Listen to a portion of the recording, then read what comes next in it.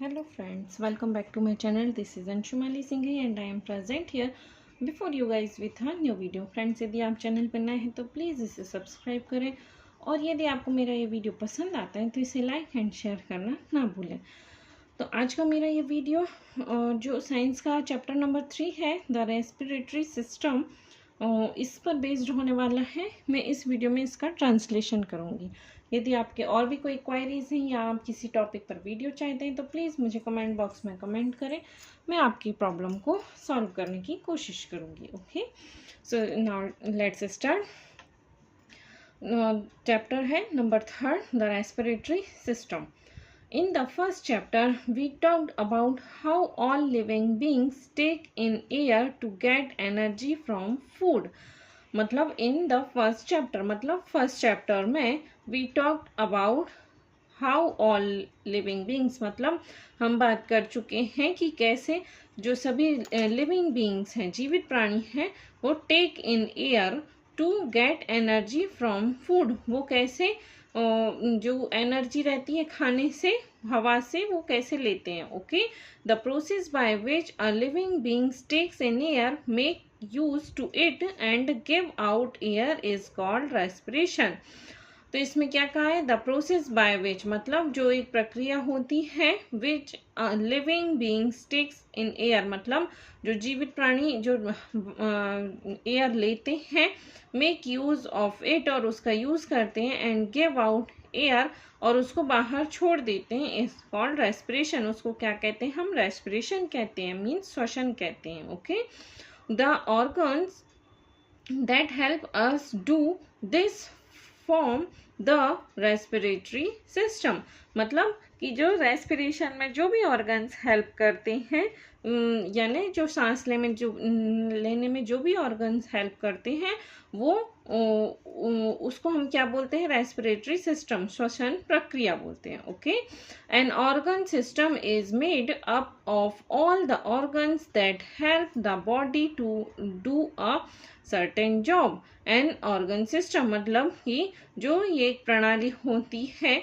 Is made up all the organs, मतलब कि कोई भी जो चीज़ है जो ऑर्गन्स कर रहे हैं उसको क्या करते हैं, प्रक्रिया कहते हैं, जो वो अपना अपना काम करते हैं, जिन भी ऑर्गन्स की हेल्प से, उसको ऑर्गन सिस्टम बोलते हैं। Okay, the organs of the respiratory system help us breathe और रेस्पायर, मतलब कि जो ऑर्गन्स हैं जो रेस्पिरेटरी सिस्टम में हेल्प करते हैं, वो किस में हेल्प करते हैं, हेल्प्स अस ब्रीथ और रेस्पायर, मतलब कि वो सांस लेने में हमारी हेल्प करते हैं। Okay, and the organs that help us digest food from the digestive system, मतलब कि जो भी ऑर्गन्स हमारे खाने को पचाने में हेल्प करते हैं, डाइजेस्ट करने में हेल्प करते हैं, उसको क्या बोलते हैं, डाइजेस्टिव सिस्टम बोलते हैं। ओके, जैसे रेस्पिरेटरी सिस्टम, डाइजेस्टिव सिस्टम, जो भी ऑर्गन्स, जो एक ग्रुप होता है जो ऑर्गन्स का, उसको फिर सिस्टम्स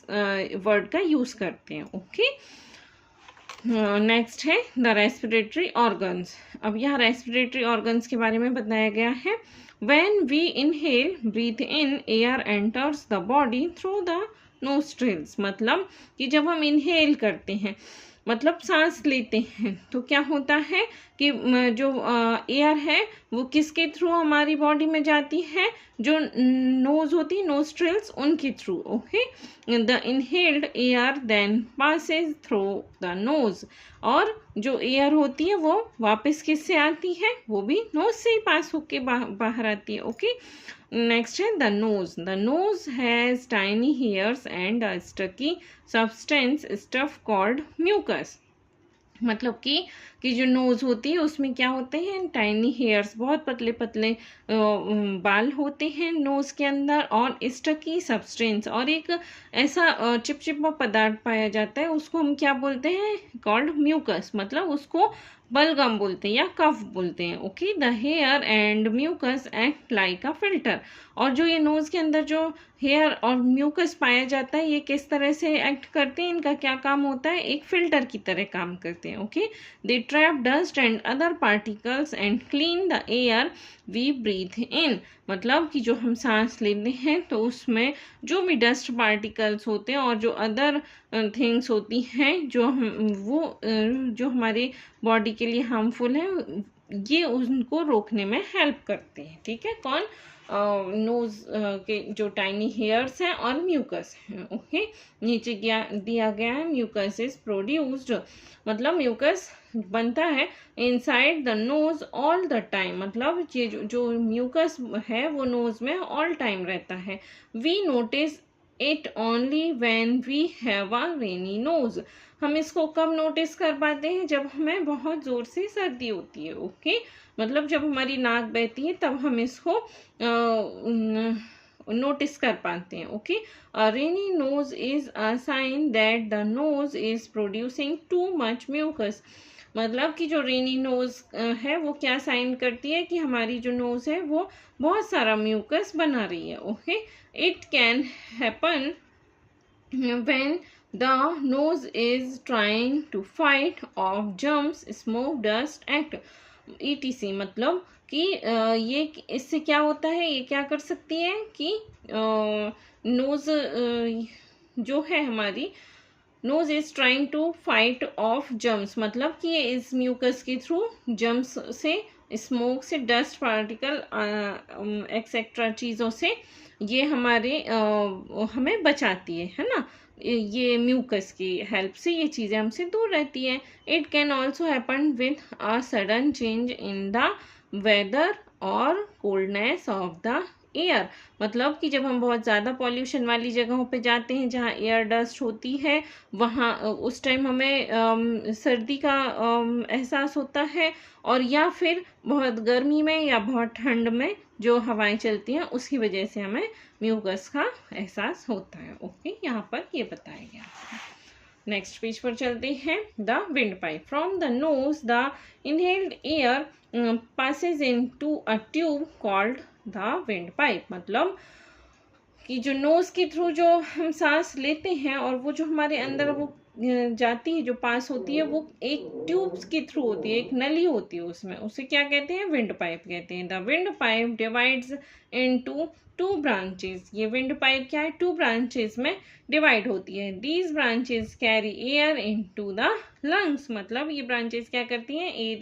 एयर को कैरी करती हैं लंग्स में। ओके, ली जाती हैं।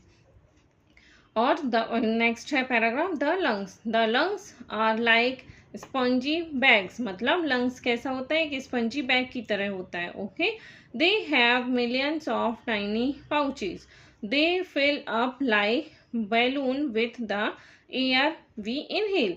मतलब लंग्स जो होते हैं वो कैसे होते हैं? बहुत स्पंजी बैग की तरह होते हैं, और उसमें मिलियंस ऑफ टाइनी पाउचेस, और उसमें छोटे छोटे पाउच टाइप के मिलियंस पाउच टाइप की उसमें स्पेस होता है। ठीक है, that fills up like balloon with the air we inhale. जब हम सांस लेते हैं तो ये जो पाउचेस हैं ये कैसे हो जाते हैं? बैलून की तरह फूल जाते हैं जब हम सांस लेते हैं। Blood picks up oxygen from the air in these pouches are certain carries into all parts of the body। तो जो ये पाउचेज हैं इसमें क्या होता है? Blood pickup oxygen from the air in these pouches. मतलब जो ये पाउच होते हैं जिनमें ये एयर जाती है तो उसमें ये पाउचेज में ऑक्सीजन पहुंच जाती है, और ब्लड क्या करता है? इन पाउचेज से ऑक्सीजन को पिक करता है, लेता है, और बॉडी के सभी पार्ट्स की तरफ फिर इसको कैरी मतलब ले जाता है। Okay,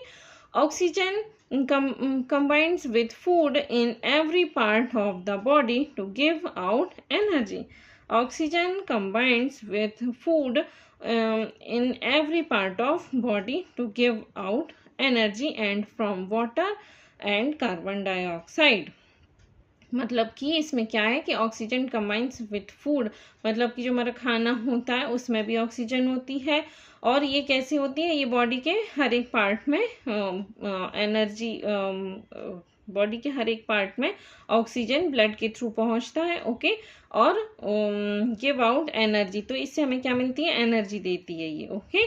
from water and carbon dioxide, and from water and carbon dioxide, okay. यहाँ पर दिया गया है ये oxygen plus food, carbon dioxide plus water, इससे क्या हो जाएगा, एनर्जी इनसे बन जाएगी, okay. Energy is used by the body for different activities, मतलब जो एनर्जी है वो किस में यूज होती है, अलग अलग डिफरेंट एक्टिविटीज में यूज होती है, okay. Carbon dioxide is carried by blood to the lungs, तो कार्बन डाइऑक्साइड को किसके द्वारा कैरी होता है, मतलब ब्लड के द्वारा लंग से कैरी करता है कौन, blood, okay. It travels up to the wind pipe and out through the nose, और ये ब्लड के थ्रू ये सभी पार्ट से जो कार्बन डाइऑक्साइड है वो कैरी किसके द्वारा होती है, ब्लड के थ्रू होती है, और फिर ये क्या होती है, ब्लड विंड पाइप से बाहर आ जाती है, okay. Mixed with the air we exhale breathe out, मतलब जब हम इसको छोड़ते हैं तो ये कार्बन डाइऑक्साइड ये विंड पाइप के थ्रू बाहर आ जाती है, okay. Water mix with blood which is made up mostly of water, और क्या होता है, वाटर मिक्स विथ ब्लड, और जो पानी होता है वो ब्लड में मिल जाता है, ठीक है। विच is made up mostly of water, blood, हमारे ब्लड का जो बहुत सारा पार्ट है वो किससे बना होता है, वाटर से होता है, ठीक है। नेक्स्ट पैराग्राफ पे चलते हैं। How we breathe, when we inhale the chest expand becomes larger, this makes the lungs expand and air comes in through the nose to fills up the largest space.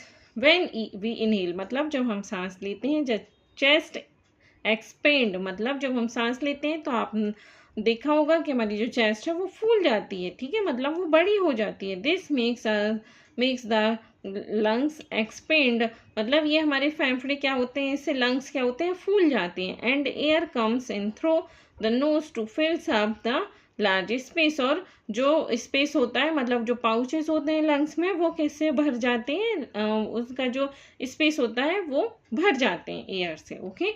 When we exhale the chest contracts become smaller, और मतलब जब हम सांस छोड़ती हैं तो हमारी जो चेस्ट है वो सिकुड़ जाती है, ओके।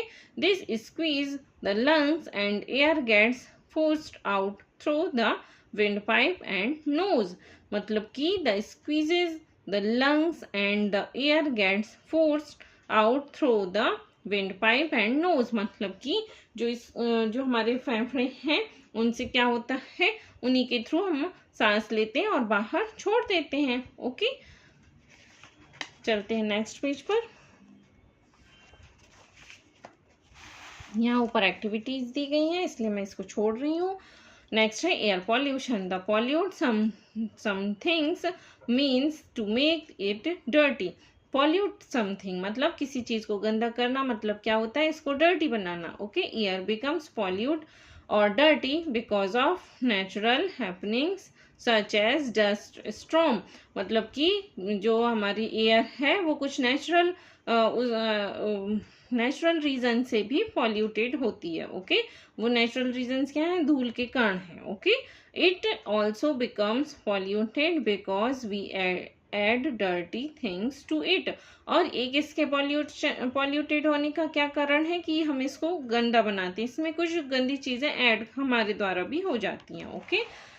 चलते हैं नेक्स्ट पैराग्राफ पे। Things that pollute air, some of the things that make air dirty are, मतलब यहाँ कुछ रीजंस दिए गए जिनसे एयर डर्टी होती है। Smoke given out by vehicles, car, buses etcetera, मतलब जो ये व्हीकल्स के द्वारा जो स्मोक धुआं छोड़ते हैं उससे भी एयर पॉल्यूटेड होती है, okay. Smoke coming out of factories, जो फैक्ट्री से धुआं आता है वो उससे भी हमारी जो है एयर पॉल्यूशन होता है। Smoke from burning wood, garbage, farm waste, मतलब कि जो बर्निंग वुड मतलब जो हम लकड़ी जलाते हैं, कचरा जलाते हैं, या फिर जो खेती में जो वेस्ट निकलता है उसको जलाने से जो भी धुआं निकलता है उससे भी एयर पॉल्यूशन होता है, okay. Dust from the construction building of construction of buildings, roads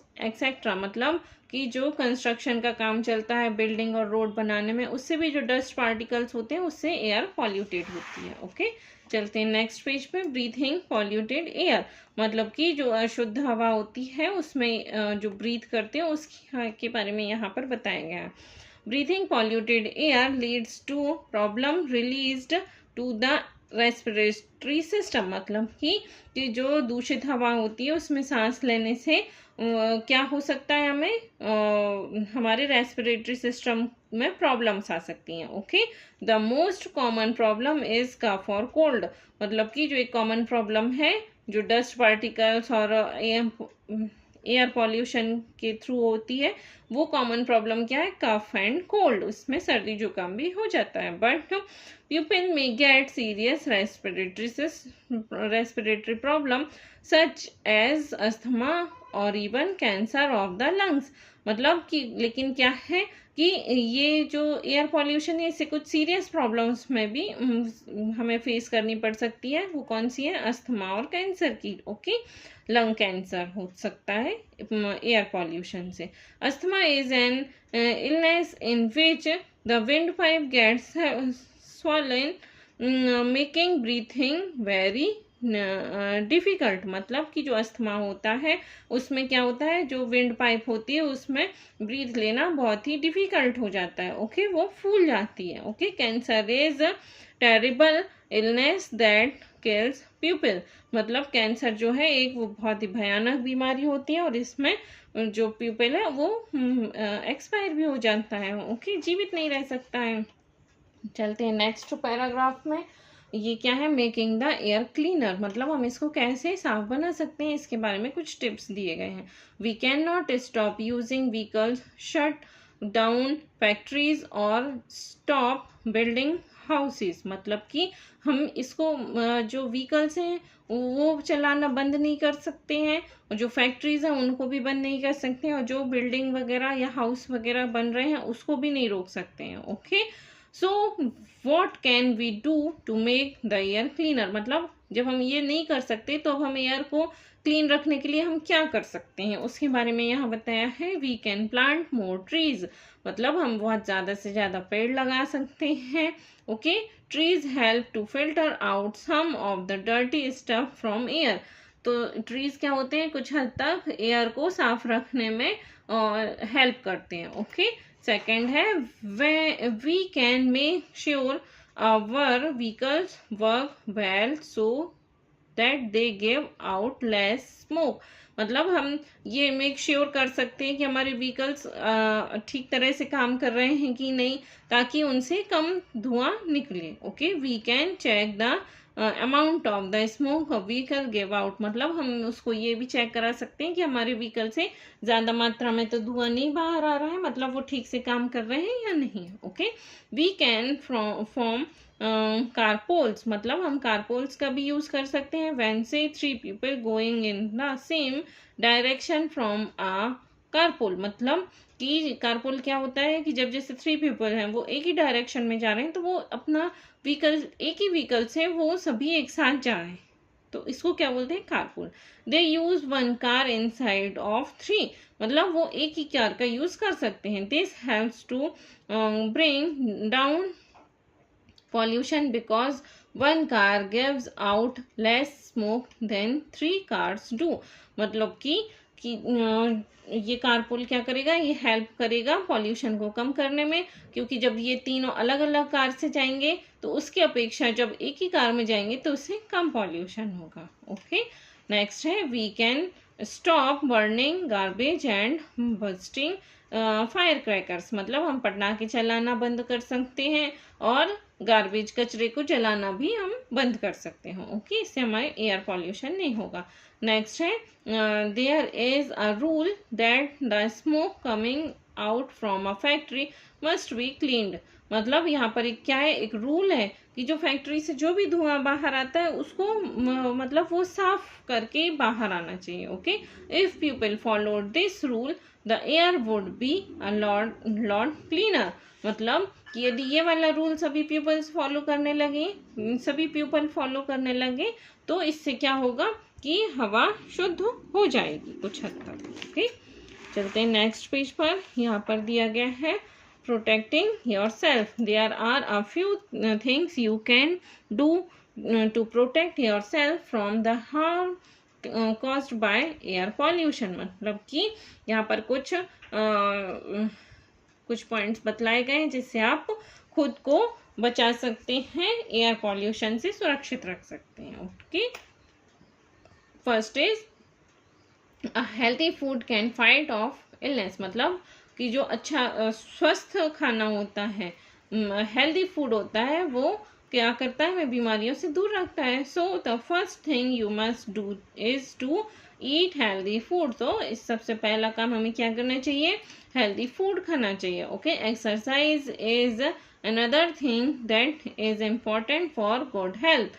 good health के लिए एक और क्या इंपॉर्टेंट है, exercise. Okay, you must play और do some other physical activities such as cycling और स्विमिंग एवरी डे। मतलब या तो आप फिजिकल एक्टिविटीज कर सकते हैं या खेल सकते हैं, क्या साइकिलिंग कर सकते हैं, स्विमिंग कर सकते हैं for good health. Okay, daily basis पे इसको कर सकते हैं। Third is air pollution is worse during some days your parents may ask you not to go out of the house on such days।